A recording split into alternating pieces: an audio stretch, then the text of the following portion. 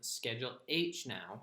Schedule H asks for you to list your co-debtors, which are people who might owe creditors along with you. So a common example I've seen is in a car note. If you had one of your friends or relatives guarantee your car note, that person would be a co-debtor. In other words, there's someone who, if you don't pay the car note, then the company who made the loan can go after that friend or relative. They're a co-debtor. So let's open up a form. Let's open up this form and see how Ashley filled it out. Okay, open with System Viewer.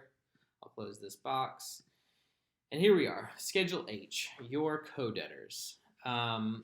Like we said, co-debtors, just reading that brief description, co-debtors are people or entities who are also liable for any debts you may have. So that's, like we just talked about, someone or some company who is potentially going to have to pay your debts if you can't pay them, or who pay your debts alongside you.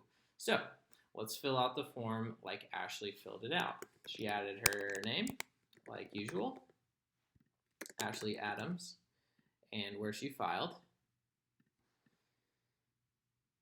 And in Ashley's case, again, we've got a really simple case here. So she didn't have any co-debtors. If you'll recall, she did have a car loan, but she didn't actually have anybody guarantee the car note.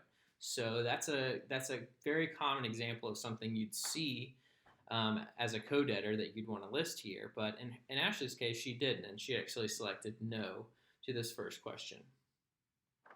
Okay, and then the second question. Within the last 8 years, have you lived in a community property, state, or territory? So it lists out the states which currently have community property rules or laws. Community property essentially refers to a body of laws where if you are married, you and your spouse own property jointly. So it's going to potentially make things a bit more complicated. In Ashley's case, she lived in Alabama, so she selected no. If you or your spouse have lived in one of these states, you probably are going to need to do a bit more research about how to fill this out, especially if you have property that have co-debtors that owe money. So that's something to think about as well. In Ashley's case, again, this is fairly simple because she doesn't have any co-debtors and she didn't live in any of these states. So that's pretty much it for her for this form. She doesn't have to list any co-debtors because she doesn't have any.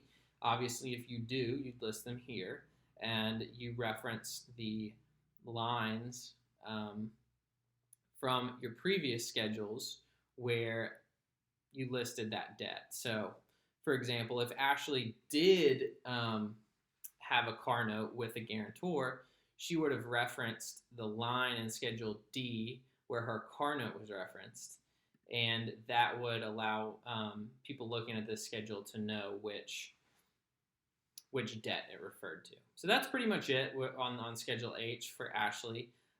She, again, has a simple case, so there's not a lot here to worry about. So we'll go ahead and save, file, save as,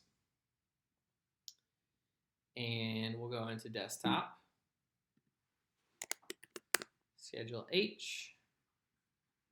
We'll go back in, select Schedule H, and go ahead and upload it. And you can see it's here. It's been saved. We can click completed, and we're done. We'll see you back here for Schedule I in a bit.